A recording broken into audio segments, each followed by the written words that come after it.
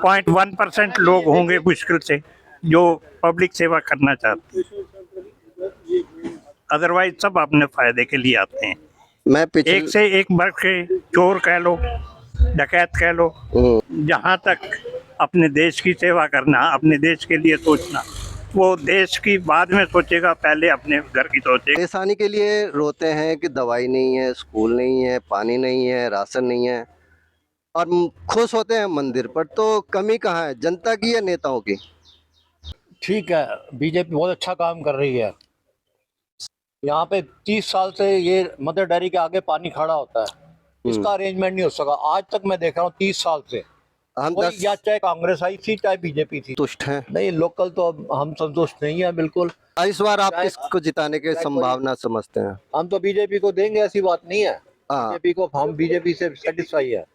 किस अगर किसी के समर्थन में हैं, जैसे भगवान राम को हम पूजते हैं, हाँ हाँ, लेकिन किसी को ये नहीं पता हम पूजते क्यों हैं। नहीं वो तो बात ठीक है आपकी। अब यहाँ भी घोटालेबाजी तो हो रही है।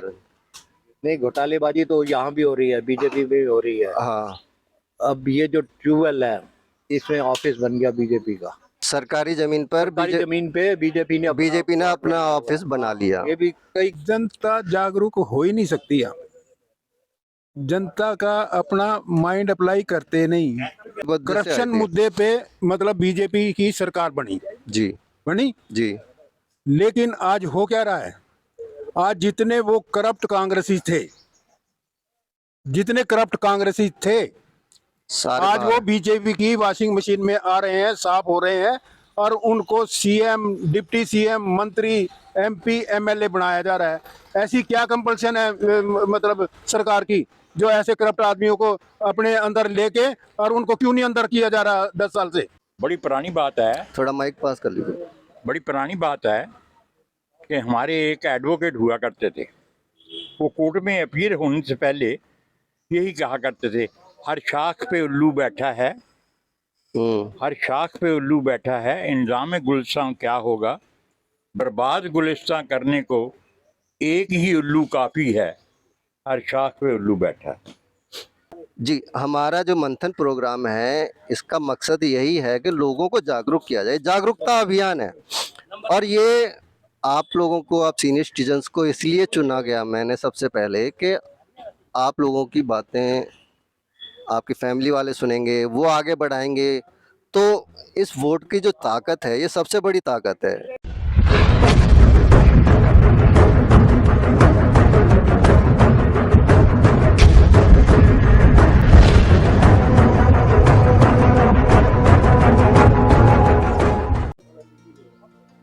हमारे यहाँ धर्म और राजनीति दोनों मिल चुके हैं। अब इस धर्म और राजनीति में जनता के लिए चुनाव करना बड़ा मुश्किल काम है कि धर्म से देश नहीं चलता। लेकिन इस बार क्या है कि वोट धर्म के नाम पर मांगी जा रही है एक पार्टी के द्वारा, और बाकी पार्टियां इसका विरोध कर रही हैं। तो आप एक सामाजिक व्यक्ति होने के नाते इस बात को कैसे देखते हैं कि जो हमारे युवा हैं उनका भला हो, देश का भला हो? देखिए, धर्म अपनी जगह होना चाहिए, पॉलिटिक्स अपनी जगह है, दोनों सेपरेट चीज़ें हैं। ठीक है, आज माहौल इस तरह का बन रहा है, जो भी जिसको जहाँ से कोई फ़ायदा मिल सकता है वो उस तरह के मतलब अपील कर रहा है। तो ये तो जनता ने समझना है कि भाई कौन हमें क्या करना चाहिए और क्या नहीं करना चाहिए। जी, समझे ना। वैसे प्रिंसिपली तो दोनों चीज़ें डिफरेंट हैं, इनका आपस में मेल मिलाप नहीं होना चाहिए। जैसे कि राम मंदिर राजनीतिक मंदिर बनकर रह गया, और जिसका विरोध भी काफ़ी हुआ और पक्ष में भी काफ़ी लोग आए। तो आप क्या समझते हैं कि आज की जो राजनीति है धर्म आधारित है या देश आधारित है? देखो जी, ऐसा है, धर्म के बगैर भी देश नहीं चल सकता और समाज नहीं चल सकता। धर्म के बगैर समाज भी नहीं जुड़ सकता और देश भी नहीं चल सकता। हर मान्यताएं हर एक की अलग अलग है। हर आदमी की अलग अलग मान्यताएं, कोई किसी चीज़ को लाइक करता है, कोई किसी चीज़ को लाइक करता है। हर आदमी के अपने अपने धर्म है, अपनी अपनी आस्था है, और भगवान में तो सभी की आस्था है, एक पर्टिकुलर एक आदमी की नहीं है। उसमें जो भी है, चाहे कोई वहाँ मंदिर में गया है ना गया, या वो उसने जाने की कोई तैयारी है, हर आदमी भगवान से जुड़ा हुआ है। वो चाहे अपने घर में कर रहा है पूजा, चाहे अयोध्या जाके कर रहा है, उसमें किसी के ऊपर कोई प्रेशर नहीं है, और ना ही ये है दबाव है भाई वही आदमी धार्मिक है जो मंदिर में जाएगा, ऐसा कुछ नहीं है। वो तो कहते हैं ना जी, अगर घर ही मंदिर है, घर से बड़ा मंदिर नहीं और माँ से बड़ा भगवान नहीं। जी, समझ गए ना जी? जी, घर से बड़ा मंदिर नहीं और माँ से बड़ा भगवान नहीं। तो अगर आस्था है हर आदमी की, हर आदमी का अपना नजरिया है देखने का, वो किस तरीके से देखता है। और रही राजनीति की बात, राजनीति तो देश में कोई भी होगा, वो अब जहाँ उसको फायदा मिलेगा वो उसकी वो राजनीति करेगा ही। अगर मुझे मंदिर से फायदा हो रहा है तो मैं मंदिर की राजनीति करूँगा, मैं किसी दूसरे का विरोध करके मुझे कोई फायदा मिल रहा है तो मैं वो करूँगा। तो ये हर आदमी जो है ना जी, पॉलिटिशियन का तो अपना इंटरेस्ट पहले, बाकी बात है, बाद की बात। आप एक सीनियर सिटीजन होने के नाते अपने युवाओं को क्या संदेश देना चाहेंगे कि राम मंदिर के आधार पे वोट देनी चाहिए, या देश में जो एक राजा का काम होता है उसके आधार पे वोट देनी चाहिए? राम मंदिर का कोई मुद्दा नहीं है, राम मंदिर का कोई मुद्दा नहीं है, और देश में बतेरे मुद्दे हैं। नहीं सर, वो आजकल एक नारा चल रहा है कि मंदिर बन गया है, अब काशी का नंबर है। वो सर ऐसा है, मंदिर तो फिर मथुरा का भी नंबर आएगा। हाँ जी, वो सब तैयारियां चल रही हैं। वो तो सब चलता रहेगा, उससे आदमी का अपना कोई इंटरेस्ट पर्टिकुलर नहीं है, वो उसी का है, वो केवल राजनीति का ही मुद्दा है और कुछ नहीं। जी, एक व्यक्ति का धर्म क्या होता है, आप सर इस पर थोड़ा सा डाल सकें अपने अनुभव से कि धर्म क्या है? सबसे पहले ये क्लियर होना चाहिए। धर्म ये नहीं है कि भाई कोई हिंदू है मुसलमान है, सही रास्ते को चुनना, सही रास्ते पे चलना। लेकिन मैं जो आपने नहीं पूछा मैं वो भी बतला दूं कि हमारे इस देश में राजनीतिक जितने भी हैं सब अपने फायदे के लिए चुनाव लड़ते हैं, अपने फायदे के लिए ही सोचते हैं, अपनी फैमिली के लिए सोचते हैं। पब्लिक को 10% 20% ज़्यादा कुछ नहीं मिलता, सब अपने फायदे के लिए ही जाते हैं। पब्लिक सेवा के लिए जो लोग आते हैं गिने चुने हैं, 0.1% लोग होंगे मुश्किल से जो पब्लिक सेवा करना चाहते हैं, अदरवाइज सब अपने फायदे के लिए आते हैं। मैं एक से एक बढ़ के चोर कह लो, डकैत कह लो। मैं एक राजनीति का धर्म होता है अपने देश के लोगों की भलाई के लिए काम करना, और एक वोटर का धर्म है एक अच्छा आदमी चुनकर भेजना। अच्छा आदमी, जो अपने इलाके का अच्छा आदमी जिसको अच्छा कहा जा सकता है वो मिलना बहुत मुश्किल होता है। तो और जहाँ तक अपने देश की सेवा करना, अपने देश के लिए सोचना, वो देश की बाद में सोचेगा, पहले अपने घर की सोचेगा, अपने घर की सोचेगा। देश को फायदा पहुँचाएगा 20%, अपना फायदा लेगा 50%। तो आप ये मानते हैं कि जो लोकतंत्र सोचकर बनाया गया था कि जनता अपने पसंद की सरकार चुने, तो वो लोकतंत्र है नहीं है ना? नहीं, उस हिसाब से नहीं। वो उस हिसाब से नहीं है, क्योंकि अपनी पसंद का नेता वो चुन नहीं सकता। उसमें सर एक बड़ी बात यह है कि जो पार्टियां, आम इंडिविजुअल का तो उसमें सिलेक्शन में कोई रोल नहीं है। सिलेक्शन तो हाथ में है पार्टीज के, वो कैसा आपको कैंडिडेट देती हैं, आपकी तो लिमिटेड चॉइस है, आप उन्हीं को सिलेक्ट करेंगे, उन्हीं में से करेंगे। लेकिन हमारे उनकी पास एक अपनी- ऑप्शन है अपनी- रिजेक्ट करने का। वो रिजेक्ट करने का तो वेरी रेयर मतलब चांस है, अदरवाइज ऐसा प्रैक्टिकल उस पे नहीं है। तो हमारी जनता जागरूक भी नहीं प्रोविजन है। है, लेकिन ग्राउंड लेवल पे वो पॉसिबल आज तक ना कहीं हुआ है, ना शायद होगा। वजह क्या है सर? वजह तो देखो, जब क्योंकि एक सब आम सिटीजन की देखो क्या क्या वो है, इन्वॉल्वमेंट कुछ नहीं है उसमें, जो थोपा जाएगा वो ही करेगा। इसकी वो लिमिट, उसकी लिमिटेशंस हैं। सर लिमिटेशंस, उसका जो वोट है वो 5 साल में एक बार उसको ताकत मिलती है एक इंसान को कि वो अपने हक का इस्तेमाल कर सके और वो अपने लिए कुछ कर सके, जिससे उसकी ज़िंदगी बनेगी। जो सरकार आएगी वो उसकी ज़िंदगी उस पर डिपेंड करती है। अगर वह वोटर, उसे यही नहीं पता कि मुझे वोट किसको देनी है, तो वोट उसका व्यर्थ चला जाता है। नहीं पता होते हुए भी उसकी कंपल्शन है, उसके पास ऑप्शन नहीं है। सर उसके पास एक ऑप्शन है ना कि जैसे भाई ऑप्शन 3 आदमी है, तीनों में से कोई भी सिलेक्ट करना है। जब एक व्यक्ति को वोट ही नहीं जाएगी तो वो रिजेक्ट हो जाए, वो रद्द हो जाएगा चुनाव, दोबारा से चुनाव। आप मैं कहता हूँ मैं तीनों को लाइक नहीं करता। हाँ तो तीनों फिर को मेरी को तो कोई वो ना रही ना। ये मेरे जैसे फिर अगर डिसलाइकिंग में गया कि 2-4-5%, इससे ज्यादा कोई है नहीं। तो वही भाई भतीजे को देनी है, जात वो को भी है, देनी है, वो ये धर्म। जनता पे कंपल्शन है, वो इससे बाहर जा नहीं सकता, जनता के हाथ में कुछ नहीं।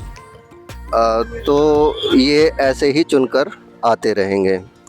मैं पिछली बार जब रिपोर्टिंग कर रहा था पिछले चुनावों में, तो एक व्यक्ति ने कहा कि हमारे लिए इस शहर से, जैसे चुनाव के दौरान तो जनता का एक धर्म होता है कि अपने क्षेत्र से सबसे अच्छा इंसान चुने, लेकिन कई बार क्या होता है कोई भी अच्छा नहीं होता। इसी पर हमारी डिस्कशन थी कि भी चुनाव में लोकतंत्र कितना है कितना नहीं है, तो निकल कर आया लोकतंत्र नाम की चीज़ रह नहीं गई है। तो उस व्यक्ति ने ये कहा कि चाहे किसी भी कुत्ते को खड़े कर दो, लेकिन हम देंगे प्रेसिडेंट वोट जो साफ है, बिल्कुल सुथरा। वहाँ ने चाहे काई कुत्ता के कंठी बांध दी, हम वोट देंगे उसे। हम मोदी जी को वोट देंगे। तो आप इस तरह के बयान से कितना सहमत हैं, एक नागरिक होने के नाते, एक वोटर होने के नाते? ये आप देखिए, मोदी जी के साथ तो उसका एग्री होना मोदी जी की पॉलिसी के मुताबिक है, इसलिए मोदी को हमें सपोर्ट करना भी चाहिए, क्योंकि वो गरीबों के लिए काम कर। 80 करोड़ लोगों को फिर से ऐलान किया है कि 80 करोड़ लोगों को जो हम मुफ्त में राशन दे रहे थे वो हम देते रहेंगे। और कुछ समय पहले इस बात पर विरोध चल रहा था कि एक सरकार मुफ्त की रेवड़ी बांट रही है, अब वही काम वो कर रहे हैं। तो ये वो वाली बात होगी, तेरा टॉमी टॉमी मेरा टॉमी टॉमी तेरा टॉमी कुत्ता। तो ये कैसे संभव है कि एक सरकार 80 करोड़ लोगों को ये मान के चल रही है कि भिखारी हैं, यानी कि गरीब हैं, और उनको नाज खाने तक नहीं है। तो 140 में से 80 करोड़ इतने गरीब हैं कि नाज खाने तक नहीं है। तो ऐसी सरकार 10 साल में क्या करती रही? ये इसमें टाइम लगेगा, सर 10 साल हो गए। 10 साल ज़रूर हो गए, मगर जो मैनेजमेंट है पुरानी वो आगे बढ़ नहीं पा रही है, आगे रुकावटें बहुत है। जैसे मैं सीनियर सिटीजन हूँ। आपको सर मिलता है मुफ्त राशन? हाँ जी। आपको मुफ्त राशन मिलता नहीं है? मिलता। आपकी नज़र में कोई है जिसको मिलता है? नहीं, यहाँ कोई भी नज़र में नहीं, अड़ोस पड़ोस में कोई नज़र नहीं है। कोई तो नज़र कम से कम 2,5-3 हज़ार आदमी तो आपके टच में होगा, बिल्कुल होगा। और उसमें से आपको ये नहीं पता कि किसी को नहीं मिलता। तो आप 2,500 में से एवरेज लगा सकते हैं कितने लोगों को मिलता है, कितने लोगों को नहीं मिलता। तो मुफ्त राशन क्या, पानी भी नहीं मिलता, मुफ्त पानी भी नहीं मिलता, हवा ही मुफ्त नहीं मिलती है। यह कुदरत की है। तो इस चुनाव को आप कैसे, सेंटर है, अब हम सीनियर सिटीजन हैं, क्या हमारे लिए यहाँ मेडिसिन फ्री या सेवा नहीं होनी चाहिए? इतने हजारों आदमी इधर रह रहा है, क्या उनको लोगों के लिए मेडिकल फैसिलिटी नहीं होनी चाहिए? सर दिक्कत यही है, परेशान आदमी स्कूलों की कमी की वजह से है, ठीक है। सबकी एक ही शिकायत होती है, स्कूल नहीं है। इतने महंगे स्कूल हैं, लूट रहे हैं स्कूल, ठीक। जब एक स्कूल बनता है तो कोई ना तो चंदा देता है, ना कोई खुश होता है कि हाँ भाई एक बहुत भव्य स्कूल बन गया। दिल्ली में स्कूल बने, बहुत सारे भव्य स्कूल बने, कोई खुश नहीं हुआ। लेकिन एक मंदिर बन जाए आपके मोहल्ले में या आपके शहर में तो लोग खुश हो जाते हैं कि भाई हम बहुत बढ़िया मंदिर बन गया। तो कमी कहाँ है? आप परेशानी के लिए रोते हैं कि दवाई नहीं है, स्कूल नहीं है, पानी नहीं है, राशन नहीं है, और खुश होते हैं मंदिर पर। तो कमी कहाँ है, जनता की या नेताओं की? एक्चुअली जनता की भी है कमी और नेताओं की भी है। पहली कमी जनता की है। पहली कमी जनता की, जनता उठती नहीं है, अपने हक के लिए खड़ी नहीं होती, या होती है तो उनको कुचल दिया जाता है। तो ऐसी सरकार का फायदा क्या है? हाँ जी, ऐसी सरकार का फायदा क्या है जो आवाज दबा दी जाए जनता की? तो दबा दी जाती है, आगे पब्लिक जो है उठाती भी है, चल रहा है। सरकार का काम तो ये है ना कि सरकार भी तो हमारी है, हम लोग के पीछे से करप्शन लेकर के छापते हैं। मेरी तो- डिमांड छपी तब जब मैंने उनको चाय पानी या कुछ दिया। हाँ, इस कंप्यूटर सेंटर को हॉस्पिटल बनाया जाए, कंप्यूटर सेंटर को बुजुर्गों के लिए हॉस्पिटल बनाया जाए, हाँ। शेल्टर स्थान बनाया जाए, इधर पूरी फैसिलिटी दी तो जाए। पिछले 10 साल में किसी ने सुना या 15-20 साल में किसी ये ने? जरूर कह दिया गया इसको तोड़ के हम हॉस्पिटल बनाएंगे, ये करेंगे, वो करेंगे। अच्छा, आपके लिए चर्च के पास जगह बना लिया, सीनियर सिटीजन वहाँ रहेंगे, ताश खेलेंगे, मनोरंजन करेंगे, मगर अच्छा। प्रैक्टिकली नहीं लगे रहे 8-10 साल तक, कुछ प्रैक्टिकल में नहीं लगा। हाँ जी, होगा। ओके। तो सर, हमारे सर कह रहे थे अभी कि सरकार से हम परेशान हैं, लेकिन चुनेंगे हम उसी को जो सरकार वर्तमान में है। तो कह रहे भाई इंसान परेशान होता है दवाइयों के लिए, हॉस्पिटल के लिए, स्कूलों के लिए, सबकी शिकायत है, पब्लिक सबकी बात हो रही है। तो अस्पताल, स्कूल, सड़क, कॉलेज, परेशानियां ये हैं, ठीक है। और खुश आदमी होता है, जनता जो खुश होती है मंदिर बनने से होती है, जबकि हर गली में 1 मंदिर 2 मंदिर मिल जाएंगे, मंदिरों की कोई कमी नहीं है।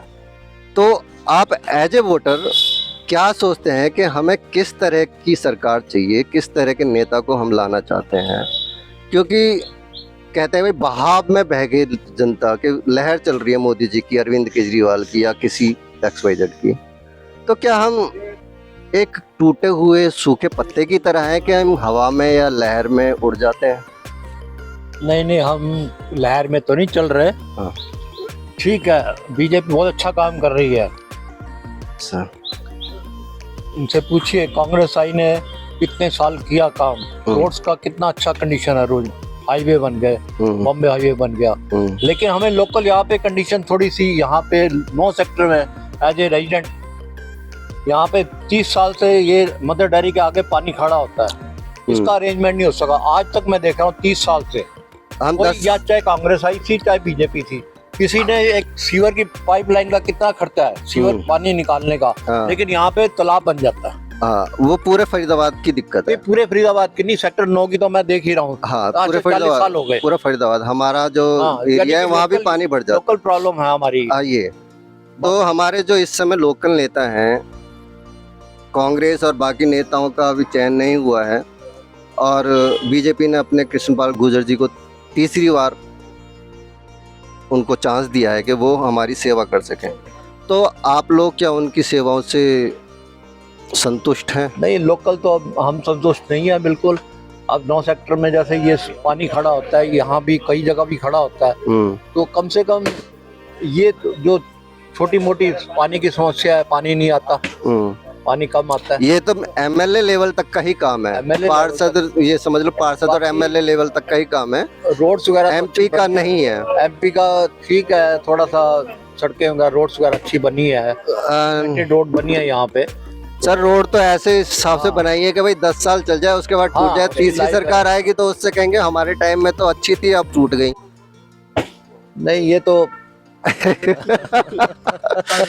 देखो सारी सड़कें टूट चुके हैं। चलेंगी, टूटेंगी भी, हाँ। ठीक है ना, और उसकी रिपेयर भी होनी चाहिए, ठीक है। साथ के साथ अगर रिपेयर हो जाए तो ठीक है, सीमेंटेड रोड है, इनकी लाइफ ज्यादा है, हाँ, ठीक है। लेकिन सीमेंटेड पहले- रोड भी जल्दी पहले टूट रही हैं। अगर पहले यहाँ पे तारकोल की थी तो उस पे पानी खड़ा होता था, जल्दी खराब हो जाती है। अब पानी जितना मर्जी खड़ा हो, रोड खराब नहीं होती। पर पानी निकासी की कोई व्यवस्था पानी नहीं। निकासी का बस ये एक सिस्टम कर दे, पानी निकासी तो का। इस बार आप चाहे- किसको जिताने के संभावना समझते हैं? हम तो बीजेपी को देंगे, ऐसी बात नहीं है। हाँ। बीजेपी को, हम बीजेपी से सेटिस्फाई है। किस हाँ जी, किस वजह से किस वजह से? सेटिस्फेक्शन? यानी कि ठीक है, रोड्स वगैरह देखो, थोड़ा सा तरक्की की है, अपना ये पानी की निकासी एक करते हैं ना- हम तो। एक नागरिक का काम प्रधानमंत्री चुनना नहीं होता। उसका काम है अपने एरिया से एक ऐसा व्यक्ति चुने जो सबकी भलाई के लिए काम करे। नहीं वो ठीक है, मैं बीजेपी को सपोर्ट करता हूँ। नहीं, वो अच्छी बीजेपी बात का है। जो भी नेता होगा उसको सपोर्ट करेंगे। तो एक नागरिक का धर्म है उसे किसी का सपोर्टर नहीं होना चाहिए। नहीं, सपोर्टर नहीं, यानी कि ऐसे है, मैं भी कांग्रेस आई का पहले पक्का था, लेकिन हाँ। कांग्रेस आई ने कुछ काम ऐसे किए, ठीक है।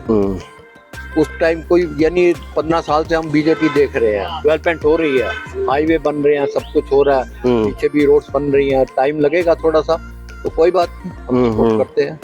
ठीक है, अगली बार में उम्मीद है कि आपको लगेगा कि ये रोड ही बन जाएगी, पानी की सारी हाँ, समस्या उम्मीद है खत्म हो अगर ये जाएगी। करेंगे तो काम पूरा हो जाएगा, पानी निकासी कर देंगे अच्छा, कम से कम। आपको यहाँ पे व्यक्ति से कोई लेना देना नहीं है, पार्टी से, पार्टी के समर्थन में आप? हाँ, पार्टी के समर्थन में। आप पार्टी के आप किसी व्यक्ति के समर्थन में नहीं है? व्यक्ति, हाँ, व्यक्ति के समर्थन में भी हैं, ऐसी बात नहीं है। हाँ, वही तो मैं पूछ रहा था कि अगर किसी के समर्थन में हैं, जैसे भगवान राम को हम पूजते हैं, हाँ हाँ, लेकिन अब किसी को ये नहीं पता हम पूजते क्यों हैं। नहीं वो तो बात ठीक है आपकी। हाँ? अब यहाँ भी घोटालेबाजी तो हो रही है। इधर?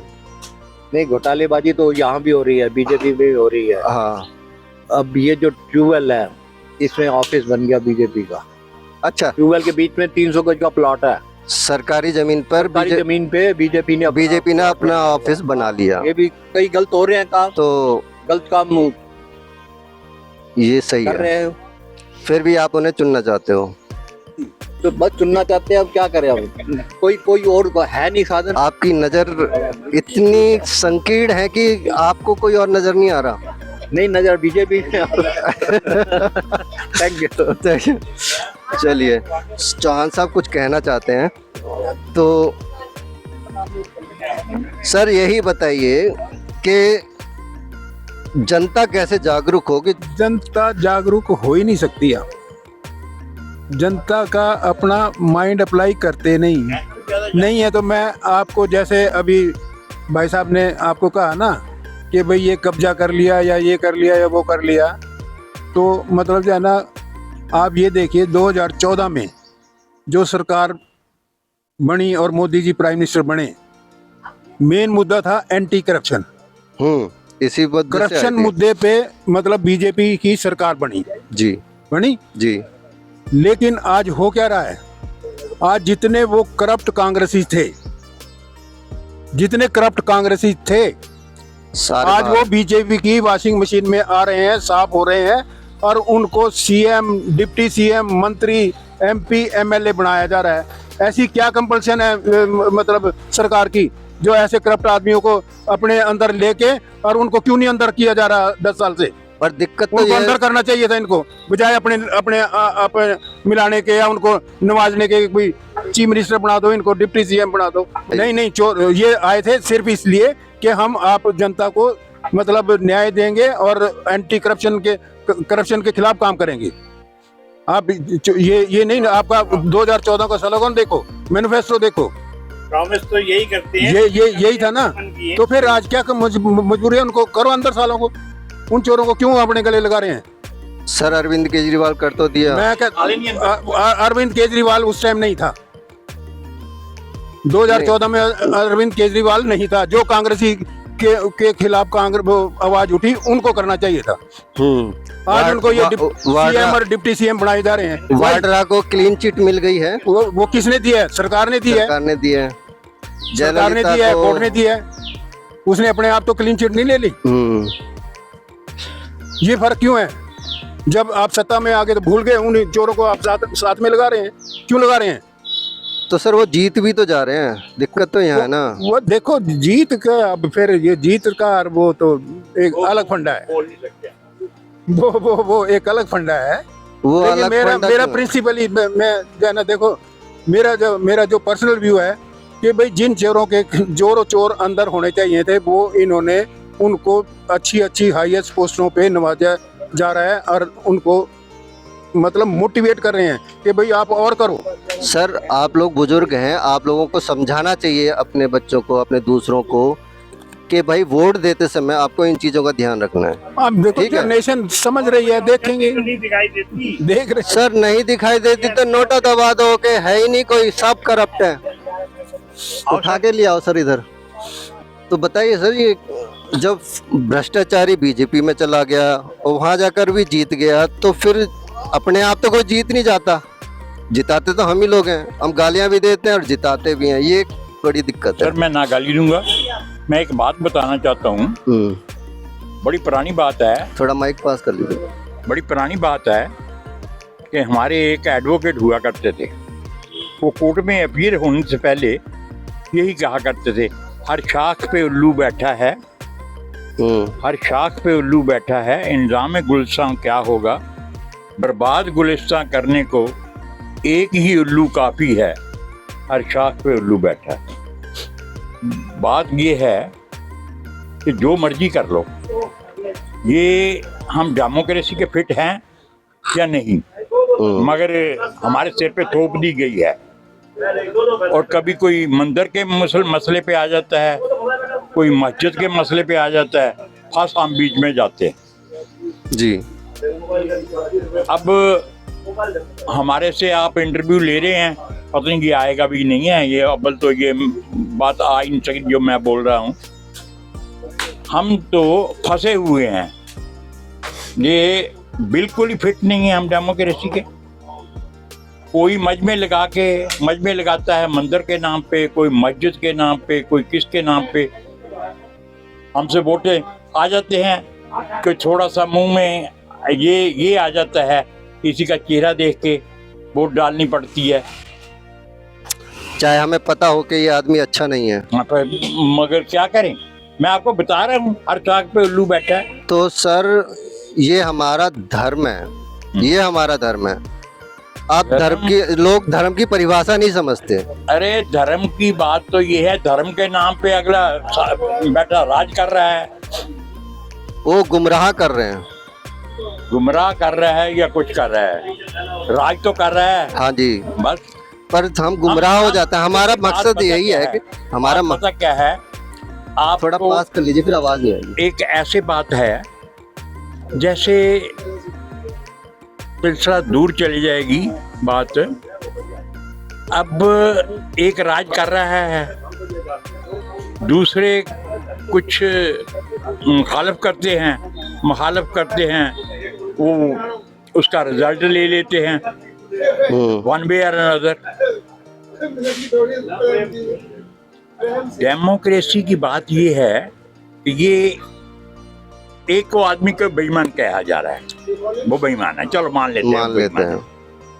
दूसरे को कहते हैं वो बेईमान है, मगर वो आदमी बेईमान कहता है जनाब मैं आपके साथ हूँ, तो कहते कोई बात ठीक है, बैठे रहो। ये एक बहुत माहौल में दिखाई दे रहा है कि बहुत से लोगों की शिकायत है कि बीजेपी वॉशिंग मशीन बन गई है। मैं किसी पार्टी का नाम नहीं लेता, बीजेपी नहीं, इस समय सिर्फ यही चल रहा है।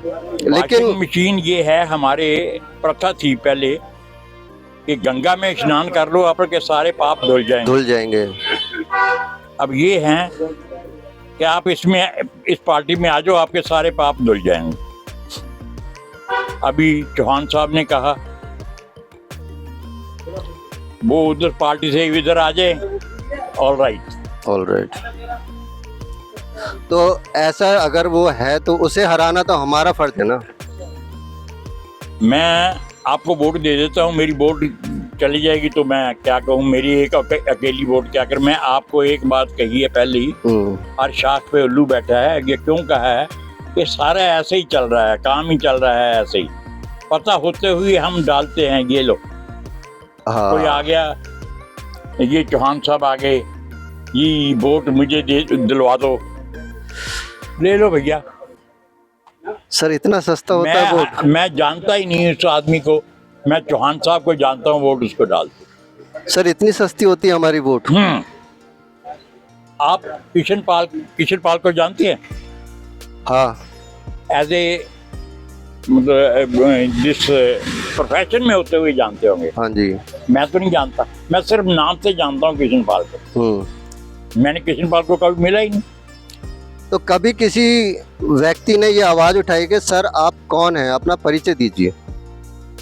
परिचय वो दे जाते हैं, तो हम क्या करेंगे परिचय को? तो आप विश्वास करें ना करें ये आपके ऊपर डिपेंड है। आपको मैंने एक बात बताई है, हम कई बार तो ये तो धज्जियां तो सर लोकतंत्र की जनता ने उड़ा रखी है। लोकतंत्र के हम हक, पहले मैं कहा we are not fit for democracy, तो डिक्टेटरशिप हाँ आ जाए ज्यादा अच्छा है। अच्छा है, बहुत अच्छा है। तो हम बैठेंगे आराम से, हमें क्या है, हम पेंशनर हैं, हमें तो पेंशन मिलनी है। सर आपका वक्त जो था पेंशन पर आ गए हैं, आपका वक्त जो काम करने का तो निकल गया। अब आएंगे आपके बच्चे हैं, उनके बच्चे हैं, अब उनके बारे में सोचना है। मैं सर आपको एक बात बताऊं कि हम कहते हैं ये तो स्वार्थ हो गया कि हम तो पेंशनर हैं, हमारा क्या, हम तो चले जाएंगे थोड़े दिन बाद। Not this thing. मैं जो आपको कह रहा हूँ कि ये जो असलियत में वोटर है ना, वो तो वोट डालते ही नहीं है। जो अमीर है ना, जो वो नहीं डालते ही नहीं है। ये इनको वोट दिलवाई जाती है, जिनको उसी समय कुछ फायदा देकर ना वोट दिलवाई जाती है। अब आप देखो, हम यहाँ बैठे, पीने के लिए पानी नहीं है, बोतलों से हम मंगवाते हैं अपने पैसों से और वो पीते हैं।